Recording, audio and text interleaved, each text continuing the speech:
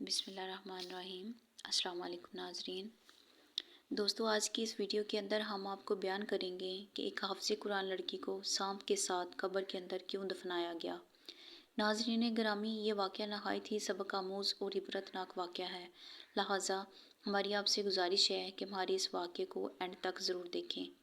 پیارے دوستو، ہماری پڑوسی جو کہ ایک بوڑھی عورت تھی اور لاٹھی کے سہارے چلتی تھی، چیختی چلاتی ہوئی ہمارے گھر آ گئی اور کہنے لگی کہ میری بیٹی شام ہو گئی ہے، ابھی تک واپس نہیں آئی، اللہ کا واسطہ ہے میرے ساتھ چلو، میری نظر بھی کمزور ہے اور اس وقت مجھے کچھ نظر نہیں آتا۔ میں نے اماں سے کہا کہ اماں آپ صبر کریں، ابھی میں آپ کے ساتھ آتی ہوں اور آپ کی بیٹی کو تلاش کرتے ہیں۔ اماں ساجدہ کے ہاتھ پاؤں پھول رہے تھے، اس نے رو رو کر سارا محل آسمان پر اٹھا رکھا تھا۔ کہاں گئی میری بیٹی؟ مغرب کا اندھیرا ہر طرف چھا گیا ہے، پتہ نہیں میری بیٹی کہاں ہوگی، کیا کر رہی ہوگی۔ اماں ساجدہ ہمارے گھر میں بیٹھی دعائیں کر رہی تھیں۔ بیوگی میں اس کا کوئی سہارا بھی نہیں تھا، میرے پاس اپنا ہر مسئلہ لے کر آتی تھیں۔ 7:30 بجے تھے، میں نے گھر سے بڑی ٹارچ لی اور اماں ساجدہ کو ساتھ لے کر گھر سے نکل پڑی۔ راستے میں پڑوس والے ماموں عامر مسجد جا رہے تھے، ہم دونوں کو اندھیرے میں گھر سے نکلتا دیکھ کر پریشان ہو گئے اور پوچھنے لگے تم لوگ اس وقت کہاں جا رہی ہو؟ اماں ساجدہ روتے ہوئے بولی بیٹا کیا بتاؤں، میری بیٹی آج مدرسے سے واپس نہیں آئی، میں اس کے لیے سخت پریشان ہوں، میں اس کے لیے مدرسے اکیلی جا بھی نہیں سکتی، اس بیٹی کو لے کر مدرسے والوں کے پاس جا رہی ہوں، دعا کرو میری بیٹی مل جائے۔ اماں ساجدہ رو رہی تھیں۔ ماموں عامر نے جب یہ سب کچھ دیکھا تو وہ بھی ہمارے ساتھ چلنے کو تیار ہو گئے۔ میں نے خدا کا شکر ادا کیا، اندھیرے میں تو مجھے بھی ڈر لگ رہا تھا۔ چچا ماموں عامر بھی ہمارے ساتھ چل پڑے۔ تھوڑی ہی دیر کے بعد ہم مین سڑک پر تھے، سڑک کے اس آس پاس لمبی لمبی گھاس اگی ہوئی تھی۔ ہم تینوں کو اماں ساجدہ کی بیٹی کی فکر کھائی جا رہی تھی کہ تبھی کانوں میں ہلکی ہلکی چیخ کی آواز پڑی، لگ رہا تھا کہ کوئی دھیرے دھیرے رو رہا ہے۔ اماں ساجدہ کی نظر تو بہت کمزور تھی مگر کان بہت تیز تھے، کہنے لگی مجھے اپنی بیٹی کے رونے کی آواز آ رہی ہے، یہیں رک جاؤ اور روشنی ادھر ادھر ڈال کر دیکھو، میری بیٹی یہیں پر بیٹھی رو رہی ہے۔ اماں ساجدہ کی بات صحیح تھی، ہم لوگ رک گئے۔ میں نے ٹارچ کی روشنی میں جب گھاس پر ڈالی تو میرے قدموں تلے سے زمین ہی نکل گئی۔ کیا دیکھتی ہوں کہ سامنے صبا زخمی پڑی ہے، اس کے چہرے سے خون بہہ رہا تھا اور حالت بھی کچھ نامناسب سی تھی۔ اسے دیکھ کر میری بھی چیخیں نکل گئیں۔ میں نے اسے جس حالت میں دیکھا تھا وہ بہت دردناک اور دل دہلا دینے والی حالت تھی۔ وہ زمین پر یوں پڑی تھی جیسے کوئی جانور کا بچہ ہوتا ہے۔ یہ دیکھنا تھا کہ اماں ساجدہ نے چیخنا چلانا شروع کر دیا، ہائے کس نے میری بچی کی یہ حالت کر دی، میں کہاں جاؤں گی اپنی جوان بیٹی کو لے کر، کس کس سے حساب مانگوں گی، بتا میری بیٹی کس نے یہ سب کچھ کیا ہے۔ اماں ساجدہ اپنی بیٹی کو جھنجھوڑتے ہوئے بولی۔ میں بولی اماں کچھ بھی تو نہیں ہوا، تمہاری بیٹی کو ہو سکتا ہے کہ کسی نے گاڑی سے ٹکر مار دی ہو، نہیں میں یہ نہیں مان سکتی۔ اماں ساجدہ زور زور سے چیخنے چلانے لگی، وہ اتنا روئیں کہ اس کا گلا بیٹھ گیا تھا۔ مجھے تو سمجھ نہیں آ رہا تھا کہ میں کیا کروں۔ ماموں عامر نے گاؤں سے کچھ لوگوں کو بلا لیا جو چارپائی لے کر آئے تاکہ اماں ساجدہ کی بیٹی کو چارپائی پر ڈال کر گھر لے جائیں۔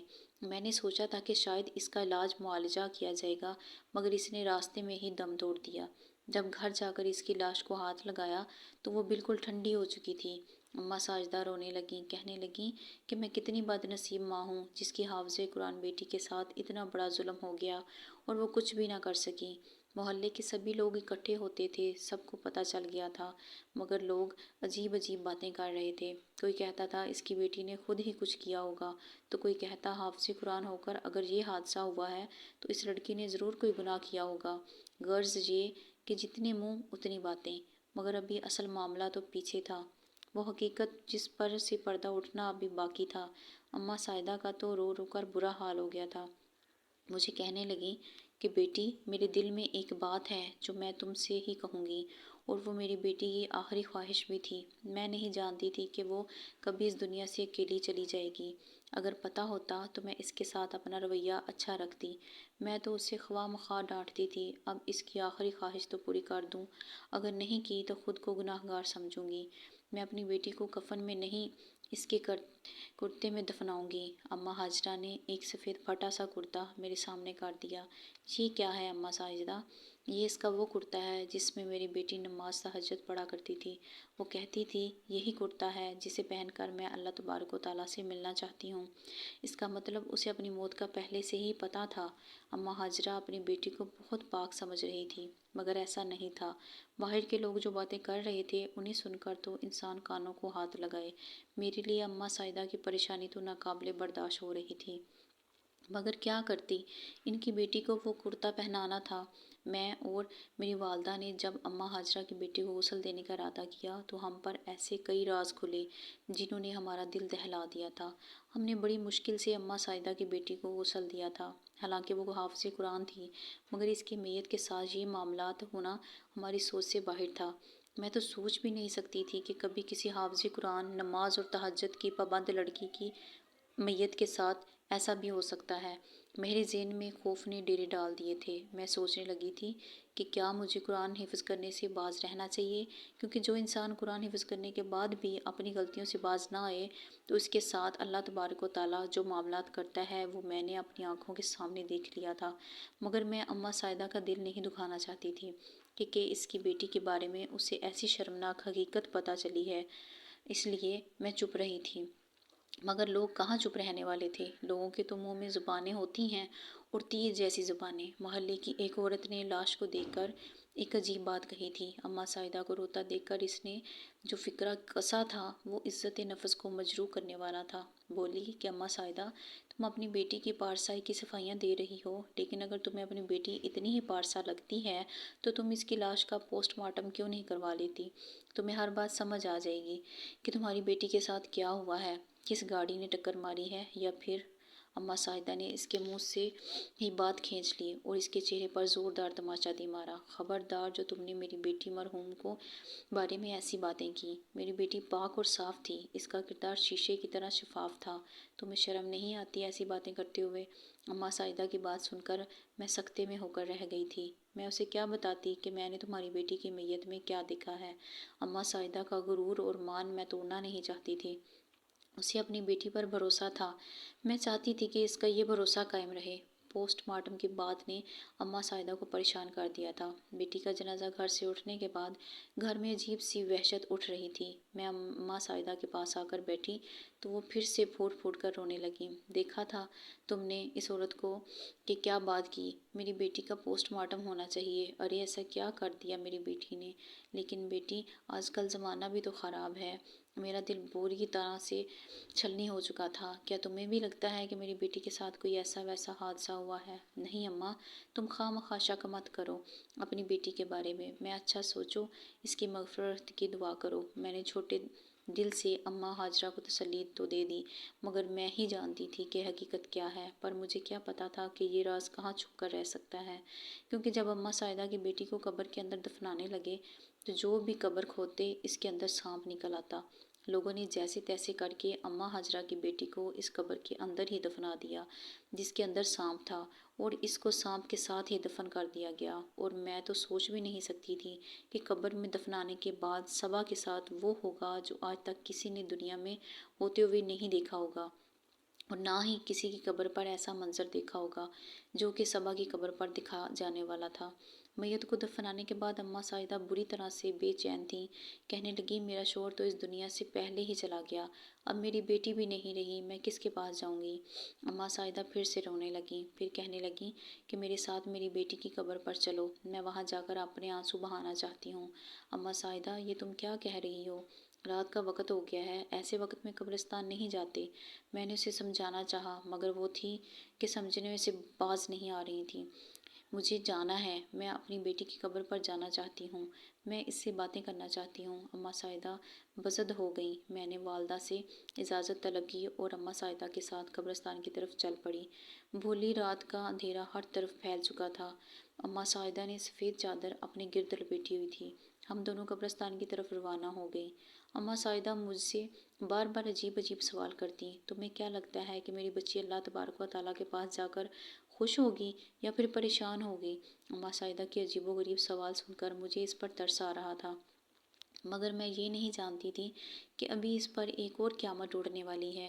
ابھی تو اسے اپنی بیٹی کے بارے میں ایک ذرے کے برابر بھی کچھ نہیں معلوم تھا۔ 5 ہی منٹ کے بعد قبرستان آ گیا۔ ہم لوگ جیسے ہی قبرستان میں داخل ہوئے تو ہمیں سامنے ہی صبا کی قبر نظر آئی، مگر قبر کچھ کالی کالی سی معلوم ہو رہی تھی۔ اماں سعیدہ کی حالت دیکھنے والی تھی۔ ٹارچ کی ہلکی سبز روشنی میں مجھے کچھ صحیح نظر نہیں آ رہا تھا۔ تبھی مجھے اپنے پاؤں پر کسی نرم سی چیز کا احساس ہوا۔ میں نے قریب کر کے دیکھا تو میرے دل کو زوردار جھٹکا لگا تھا۔ میرے تو قدموں تلے زمین نکل گئی تھی۔ آدھے ہاتھ جتنا کالا سانپ میرے پاؤں کے نیچے تھا۔ میں تو سر سے پاؤں تک پسینے سے شرابور ہو گئی۔ میری ٹانگیں کانپنے لگ گئی۔ جب آنکھیں اندھیرے کے ساتھ مانوس ہوئیں تو میں نے وہ منظر دیکھا جس کا خوف آج بھی میرے دل میں باقی ہے۔ صبا کی قبر کے ارد گرد کالے سانپ تھے۔ یہ سب صبا کی قبر سے کافی فاصلے پر تھا۔ شاید ہمیں اس بات سے خبردار کر رہا تھا کہ آگے مت بڑھنا ورنہ تمہارا نقصان ہوگا۔ اماں سعیدہ کی تو نظر کمزور تھی۔ وہ اس سے پہلے کہ جا کر قبر پر ڈہ جاتی میں نے اسے روک لیا۔ اماں سعیدہ تم پاگل تو نہیں ہو گئی ہو؟ میں نے اسے اصل بات سے بے خبر رکھتے ہوئے کہا۔ تم کہاں جا رہی ہو؟ تمہاری بیٹی مر گئی ہے، اس کی قبر پر تم لیٹو گی؟ تم اس کی روح کو تکلیف ہوگی، چلو گھر چلو۔ نہیں نہیں، یہ ظلم مت کرو، میرے کلیجے کو ٹھنڈا پڑنے دو۔ اماں سعیدہ قبر کے قریب ہی بیٹھ گئیں اور زور زور سے رونے لگیں۔ میں نہیں چاہتی تھی کہ اسے ان سانپوں کے بارے میں پتہ چلے۔ رات کو ٹھیک سے نظر نہیں آ رہا تھا۔ میں چاہتی تھی کہ اس کی یہ خواہش فہمی قائم ہی رہے، مگر میرا اپنا دل بری طرح سے دھڑک رہا تھا اور میں اماں کے دل کو ٹھیس نہیں پہنچانا چاہتی تھی۔ اس لیے میں بڑی مشکلوں سے اماں سعیدہ کو وہاں سے واپس لے آئی، مگر کون کسی کو روک سکتا ہے۔ اگلے ہی دن عصر کے وقت اماں سعیدہ پھر سے روتے ہوئے اپنی بیٹی کی قبر پر پہنچ گئی۔ اس بار میں اس کے پیچھے گئی کیونکہ اب میرے ذہن میں اور میرے دل میں اماں سعیدہ کی ہمدردی کے علاوہ اس قبر کا تجسس بھی تھا۔ میں جاننا چاہتی تھی کہ رات کو جو کچھ میں نے دیکھا کہیں وہ خواب یا کوئی گمان تو نہیں تھا، کیونکہ بعض اوقات قبر کے خوف کو لے کر انسان کا وہم اس قدر بڑھ جاتا ہے کہ ایک عام قبر بھی خوفناک نظر آنے لگ جاتی ہے۔ عصر کا وقت تھا، روشنی تیز تھی، اتنی واضح اور صاف روشنی تھی کہ اماں ہاجرہ بھی سب کچھ صاف صاف دیکھ سکتی تھیں۔ قبرستان میں داخل ہوتے ہی میری نظر صبا کی قبر پر پڑی اور اماں سعیدہ نے بھی اسی وقت قبر کا نظارہ کر لیا اور پھر دھاڑیں مار مار کر رونے لگیں اور کہنے لگیں کہ قبر کے باہر یہ حال ہے تو اندر کیا ہوگا۔ میں نے بھی دیکھا تو قبر پر اور زیادہ کالے سانپ تھے۔ قبر کے اوپر اتنے زیادہ سانپ تھے کہ قبر کالی ہو گئی تھی اور اندر کی مٹی نظر نہیں آ رہی تھی۔ میں نے یہ سوچا بھی نہیں تھا کہ ابھی اس کے آگے جو ہونے جا رہا ہے وہ مجھے پھر سے اللہ تبارک و تعالیٰ کے قریب کر دے گا، مگر سوال تو یہ تھا کہ ایک حافظ قرآن لڑکی سے ایسا کیا گناہ سرزد ہوا کیونکہ اس دنیا میں اسے اس طرح ذلیل اور رسوا ہو کر اللہ تبارک و تعالیٰ کے پاس گئی اور پھر اس کی قبر کا بھی پردہ نہ رہا۔ اس کے اوپر بھی سانپ آ کر اس قدر جمع ہو گئے۔ یہ ایک مشکل وقت تھا، مگر اماں سعیدہ تو ماں تھیں۔ لوگوں کی طرح باتیں کرنے کس بجائے وہ اپنی بیٹی کے بارے میں پریشان ہو گئیں۔ کہنے لگیں میں مفتی صاحب کے پاس جاؤں گی، ان سے پوچھوں گی کہ میں اپنی بیٹی کے لیے ایسا کیا کروں کہ اس پر سے عذاب کم ہو جائے۔ کاش مجھے کوئی بتا دے کہ میری بیٹی نے ایسا کیا گناہ کیا تھا۔ اماں سعیدہ روتی پیٹتی تھیں۔ اس نے اپنے گھر سے جتنا راشن تھا نکال دیا، اس سے کھانا پکایا اور غریبوں کو کھلایا۔ اللہ تبارک و تعالیٰ سے دعا کی کہ میری بیٹی پر سے عذاب ختم ہو جائے، لیکن ایسا نہیں ہوا تھا۔ صبا کی قبر پر مسلسل کالے سانپ ڈیرا جمائے ہوئے تھے اور وہ اتنے زیادہ تھے کہ کوئی انہیں ہٹانے کے بارے میں سوچ بھی نہیں سکتا تھا۔ پھر قدرت کے عذاب میں کون دخل اندازی نہیں کر سکتا۔ اگلے دن سب لوگ حیران ہو گئے تھے کیونکہ اماں سعیدہ کے گھر کے باہر ایک ایسا منظر دیکھنے کو ملا تھا کہ لوگ اماں سعیدہ پر ترس کھانے لگے۔ اس نے اپنے گھر کا سارا سامان نکال کر باہر رکھ دیا۔ روتی ہوئی وہ صدائیں لگاتی کوئی غریب ہو آ کر میرے گھر سے جو چاہے اٹھا کر لے جائے، میں سب اپنی بیٹی کے نام پر صدقہ کر رہی ہوں۔ کسی کو میرے گھر کھانا ہو تو آ کر کھانا کھا لے، میں اپنی ہر چیز اللہ تبارک و تعالیٰ کی راہ میں قربان کر رہی ہوں۔ اے میرے رب، میری بیٹی کو معاف کر دے۔ اماں سعیدہ نے پہلے اپنے گھر کا سارا سامان نکال کر سڑک پر نیلام کر دیا اور زیادہ سامان بیواؤں کو مفت میں دے دیا۔ اماں سعیدہ اپنا سر پیٹتی اور کہتی کہ مجھے اس دنیا سے کچھ نہیں چاہیے، اپنی بیٹی کی آخرت بچانا چاہتی ہوں۔ اماں سعیدہ کے گھر کا سارا سامان ایک ہفتے میں غریب غربا اٹھا کر لے گئے تھے۔ ظاہر ہے لوگوں کی اپنی اپنی ضرورتیں ہوتی ہیں۔ اماں سعیدہ نے سوچا تھا اتنا بڑا صدقہ اور قربانی کرنے کے بعد اس کی بیٹی کی قبر سے عذاب ہٹ جائے گا۔ مگر ایسا نہیں ہوا۔ اماں ساجدہ ہر روز جا کر اپنی بیٹی کی قبر دیکھتی تو وہاں پہلے کی طرح سانپ جمع ہوتے۔ یہ دیکھ کر اماں ساجدہ سوچنے لگیں کہ اس کی بیٹی سے کون سا اتنا بڑا گناہ ہو گیا ہے جس کی وجہ سے اسے اتنا سخت عذاب ہو رہا ہے۔ اماں ساجدہ کے لیے یہ سب کچھ کرنا بہت مشکل تھا۔ وہ اپنے گھر میں بیٹھی بس خالی نمک کے ساتھ روٹی کھاتی تھیں۔ لوگوں کو اس پر ترس آتا تو مگر اسے خود پر ترس نہیں آتا تھا۔ ایک دن اماں ساجدہ نے اپنا زیور بھی بیچ دیا جو کہ اس کا سب سے قیمتی اور سب سے آخری اثاثہ تھا۔ زیور بیچ کر اس نے جیسے خود کو اللہ تبارک و تعالیٰ کے آگے سونپ دیا تھا۔ اب تو اس کے پاس کچھ بھی نہیں بچا تھا جسے وہ بیچ پاتی۔ وہ سڑک پر آ گئی تھی، مگر اس کے باوجود بھی آپ کو یہ جان کر حیرانگی ہوگی کہ صبا کی قبر سے نہ ہی سانپ ہٹے نہ ہی اماں ساجدہ کو سکون آیا۔ تنگ آ کر اماں ساجدہ نماز کے لیے بیٹھ گئیں۔ مصلے پر بیٹھی نہ کھاتی نہ پیتی، بس اللہ تعالیٰ کے سامنے روتی رہتی اور صبح شام جو بھی گزرتا اسے آواز دے کر کہتی، میری بیٹی کے لیے دعا کرو، اس کا عذاب کم ہو جائے۔ اماں ساجدہ تو سکھ کا کانٹا ہو گئی تھی، مگر اسے اپنی بیٹی کا گناہ سمجھ نہیں آ رہا تھا کہ تبھی ایک دن ایک لڑکی میرے پاس آئی۔ اس نے مجھ سے کہا کہ صبا نامی لڑکی سے ملنا چاہتی ہے۔ میں نے اسے ساری بات بتا دی تو اس کے چہرے کا رنگ اڑ گیا۔ کہنے لگی، مجھے فوراً صبا کی ماں کے پاس لے چلو۔ میں اسے لے کر فوراً اماں ساجدہ کے پاس آئی تو اس نے اماں سے کہا کہ میں تمہیں تمہاری بیٹی کی ساری حقیقت بتاؤں گی، لیکن سب سے پہلے تم مجھے اس کے کمرے میں لے چلو۔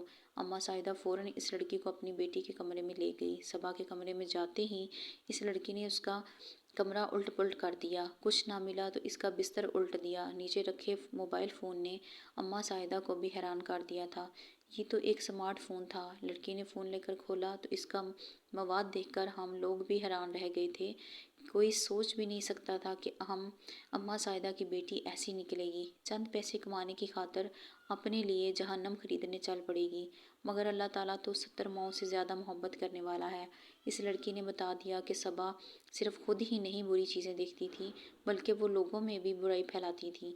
اس نے اگرچہ خود کو تو استعمال نہیں کیا مگر ادھر ادھر ایسا نازیبا مواد دوسروں کو دکھا کر اپنے لیے قبر میں عذاب خرید لیا۔ یہ صبا کی خوش قسمتی تھی کہ اس کے موبائل پر کسی قسم کا کوڈ نہیں تھا، کیونکہ اس کی ماں کو نظر نہیں آتا تھا تو اسے کوڈ لگانے کی ضرورت محسوس نہیں تھی۔ ویسے بھی صبا ماں سے چھپ کر موبائل استعمال کرتی تھی۔ اس لڑکی نے صبا کے فون سے وہ ساری چیزیں ڈیلیٹ کر دیں۔ چنانچہ صبا کی قبر سے سانپ ہٹ گئے۔ اس کی ماں کے دل کو بھی قرار آ گیا۔ پیارے دوستو، اگر اللہ تعالیٰ نے وہاں ہم پر کرم نہ کیا ہوتا تو اس لڑکی کو صبا کے گھر نہ بھیجتا۔ یہ تو صبا کے گناہوں کو معاف کروانے کا ایک بہانہ تھا۔ بس یہی وہ دن تھا جب میں نے قرآن پاک سے اپنا رشتہ پھر سے استوار کر لیا، کیونکہ میں سمجھ گئی تھی کہ حافظ قرآن کبھی بھی اللہ تعالیٰ کے قہر میں نہیں آ سکتا۔ اللہ تعالیٰ اسے اپنے عذاب سے بچانے کے لیے کوئی نہ کوئی راستہ نکال ہی دیتا ہے۔ اور ویسے بھی اس کی ماں نے بہت ساری دعائیں کی تھیں اور اللہ تعالیٰ کی راہ میں صدقہ اور خیرات کیے تھے، کیونکہ صدقہ بلاؤں کو ٹال دیتا ہے اور مصیبتوں کو دور کرتا ہے۔ اسی وجہ سے اللہ تبارک و تعالیٰ نے ماں کی دعاؤں اور صدقے کی وجہ سے اس کی قبر سے عذاب کو ٹال دیا تھا۔ پیارے دوستو، حافظ قرآن ہو یا پھر عالم دین ہو، اگر وہ اپنی زندگی اللہ تبارک و تعالیٰ اور رسول اکرم صلی اللہ علیہ وسلم کے احکامات کے مطابق گزارتا ہے تبھی دنیا اور آخرت میں وہ کامیاب ہوتا ہے۔ اور اگر عالم دین اور حافظ قرآن ہونے کے باوجود وہ اللہ تعالیٰ کی نافرمانی سے باز نہیں آتا تو اللہ تبارک و تعالیٰ کی پکڑ بہت سخت ہے۔ ناظرین گرامی، غیر اخلاقی ویڈیوز دیکھنا آج ہمارے معاشرے کے اندر نوجوان نسل میں بڑی تیزی کے ساتھ بڑھ رہا ہے۔ لہٰذا ہمیں چاہیے کہ ہم اپنے بچوں کو موبائل فون استعمال نہ کرنے دیں۔ اگر ان کو موبائل فون لے کر دیں تو ان کا دھیان بھی رکھیں اور ان پر گہری نظر بھی رکھیں، اور جیسے ہی اولاد جوان ہو ان کی شادی کر دینی چاہیے۔ اللہ تعالیٰ سے دعا ہے کہ اللہ تعالیٰ ہمیں نیک اعمال کرنے اور گناہوں سے بچنے کی توفیق عطا فرمائے، اور اللہ تعالیٰ ہم سب کو اپنے حفظ و ایمان میں رکھے، ہمیں قبر کے عذاب سے اور آخرت کے عذاب سے محفوظ رکھے اور 5 وقت کا نمازی بنا دے۔ آمین۔ اور ہمیں اچھے اور نیک کام کرنے کی توفیق عطا فرمائے۔ اگر آپ کو ویڈیو پسند آئے تو اس کو لائک کریں، سبسکرائب کریں اور بیل آئیکن کے نشان کو پریس کریں۔ شکریہ۔